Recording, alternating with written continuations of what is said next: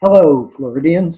Today, Integrity Florida is releasing our latest report titled Vote by Mail, a Safe Option for Florida Voters, the Implications in a Battleground State. My name is Ben Wilcox. I'm the Research Director for Integrity Florida, an independent research institute and government watchdog. When it comes to the integrity of our elections, perception is everything, and that's especially true in Florida, where close elections and post-election meltdowns are the norm rather than the exception. So it's critical that voters believe that the election results are accurate and that all legitimate votes were counted. This report looks back to the 2018 election and examines what went wrong and what steps were taken since then to address those issues. The report also looks ahead to the coming 2020 election and assesses whether Florida is prepared to conduct an election that will undoubtedly rely more on mail voting than previous elections. And finally, the report explores allegations that voting by mail creates more opportunities for fraud than other forms of voting. It includes case studies of the 5 states that use mail voting as the primary method of voting, what's known as universal vote by mail. The report finds the 2018 election was one of the closest in Florida history, with 3 statewide races undergoing recounts and historic voter turnout for a midterm election.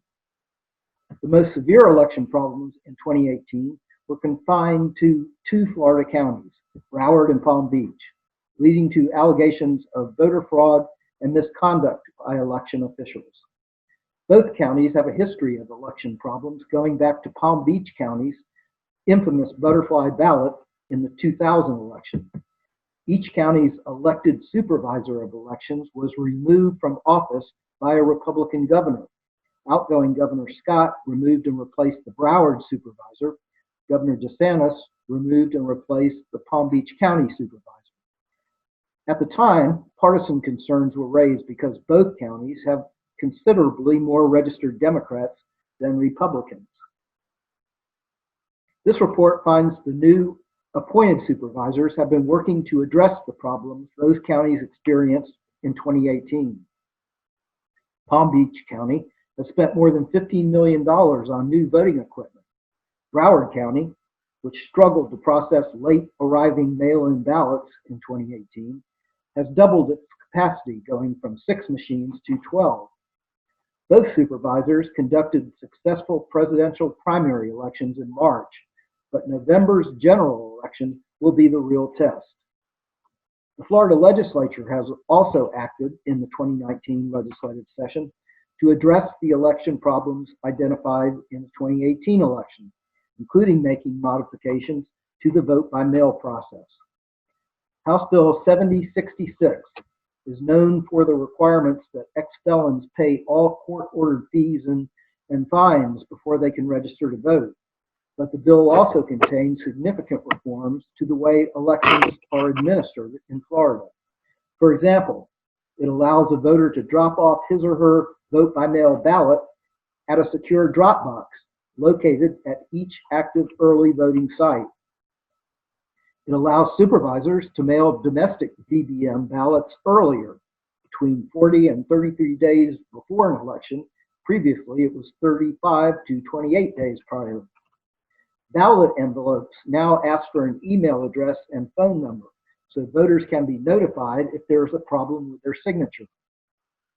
The bill also allowed canvassing of VBM ballots to start 1 week earlier, at 22 days before an election rather than 15 days before.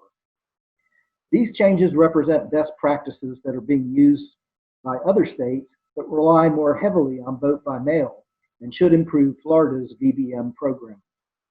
The report finds that mail ballots are increasingly being used as the primary method of voting in the state and may well be the future of elections in this country. 5 states currently conduct all elections by mail: Oregon, Utah, Washington, Colorado, and Hawaii.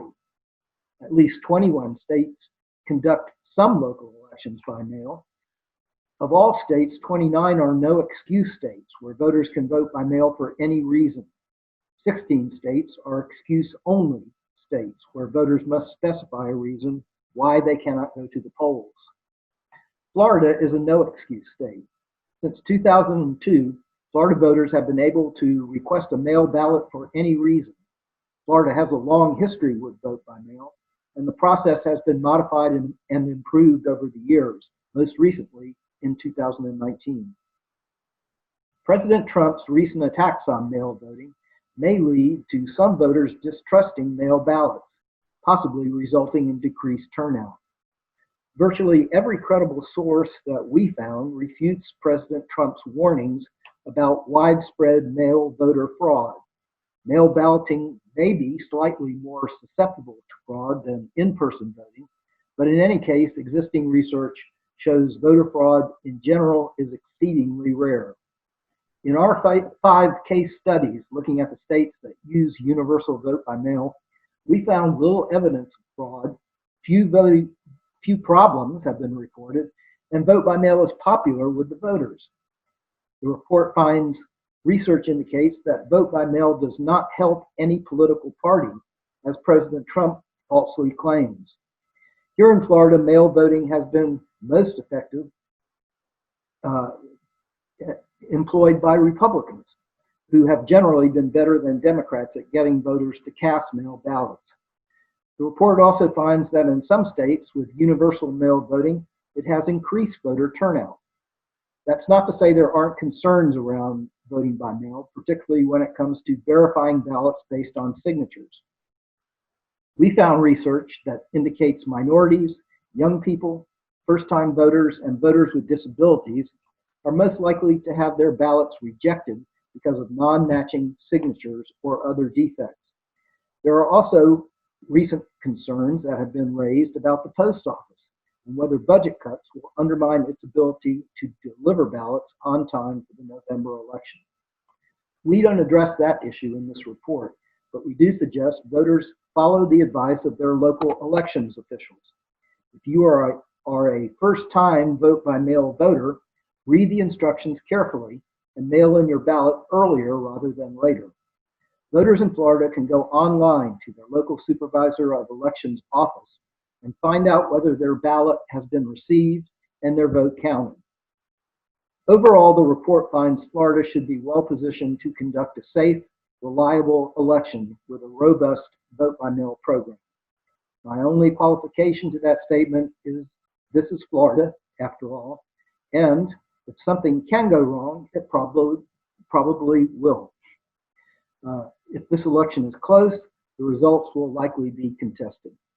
Finally, the report suggests some policy options to be considered after the election, including following the lead of the 5 other states that conduct universal vote-by-mail elections, while still maintaining the option of limited in-person voting. And if it does move to primarily vote-by-mail, the state should consider prepaying the postage for ballot return to increase voter turnout. That concludes my prepared remarks. If you have not had a chance to view our newly designed website, all of our research reports and our report corruption tools are available at www.integrityflorida.org. Thank you.